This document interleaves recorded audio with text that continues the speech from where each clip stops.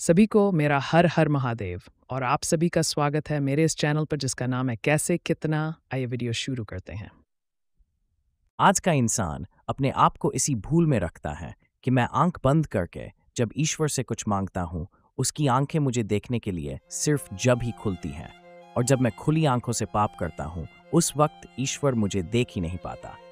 आज जब इंसान सबसे समझदार जीव है और दिमाग की बदौलत ताकतवर भी है, क्योंकि आज के इंसान पर हर सुविधा या तो पहले से ही है और अगर नहीं है तो वो उसे हासिल कर लेता है, और इसी बीच में वो भूल गया है कि उसकी सुविधा को पाने के लिए जिस शरीर का वो उपयोग कर रहा है वो उसी ईश्वर का दिया हुआ है जिसने हर जीव में प्राण डाले हैं। और इसी सुविधा के चलते वो अपने स्वार्थ के लिए एक बुरे पाप कर्म को अपने जीवन का आधार बना बैठा है।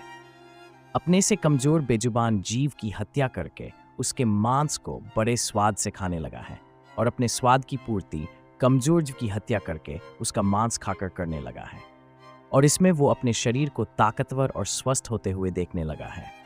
कहने का अर्थ यह है कि उसकी सुविधा का पूरा होना जरूरी है, चाहे वो किसी वस्तु के उपयोग से हो या किसी बेजुबान जीव की हत्या से।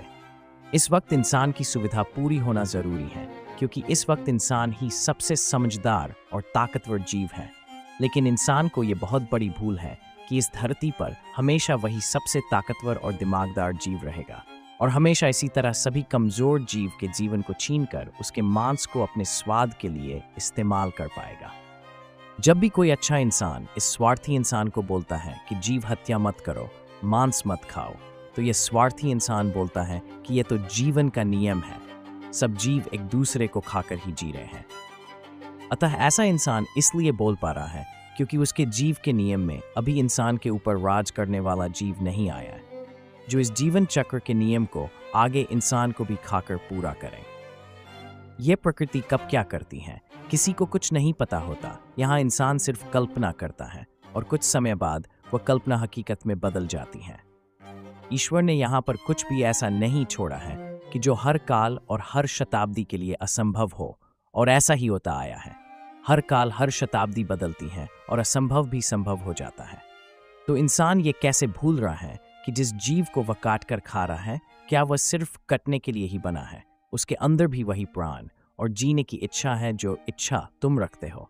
लेकिन ये इच्छा और ये नियम तुम्हें उस वक्त याद आएगा जिस वक्त इस धरती पर वो जीव आएगा जिसके सामने तुम इस जानवर की तरह लाचार हो जाओगे जो अपने जीवन की रक्षा तुमसे नहीं कर पाता। जब उस जीव का राज धरती पर होगा तो अपने से दूसरे कमजोर जीव को खाने वाला नियम याद रखना होगा। और जिस तरह तुम्हें कमजोर जीव का दुख समझ नहीं आता, उसी तरह उस ताकतवर जीव को भी तुम्हारा दुख समझ नहीं आएगा। उसे भी सिर्फ अपनी सुविधा और तुम्हारा मांस खाना ही पसंद होगा। अंत में तुम भी फिर उसी ईश्वर को याद करोगे जिसे तुम ये कामना रखते हो कि उसे सिर्फ तुम जब ही दिखाई दो जब तुम्हें उससे कुछ मांगना हो, या तुम किसी दुख में हो, पर वो बस जब तुम ना देखे जब तुम खुद किसी और को दुख पहुंचा रहे हो। फिर भी ईश्वर सबको एक मौका देता है। इसलिए बोलते हैं कि जब जागो तभी सवेरा, लेकिन अगर ठीक समय से ना जाग पाए तो फिर से अंधेरा भी है, और इस अंधेरे से अगले सवेरे का इंतजार शायद अगले जन्म तक का भी हो सकता है। इसलिए समय से जागने की कोशिश अवश्य करें। धन्यवाद।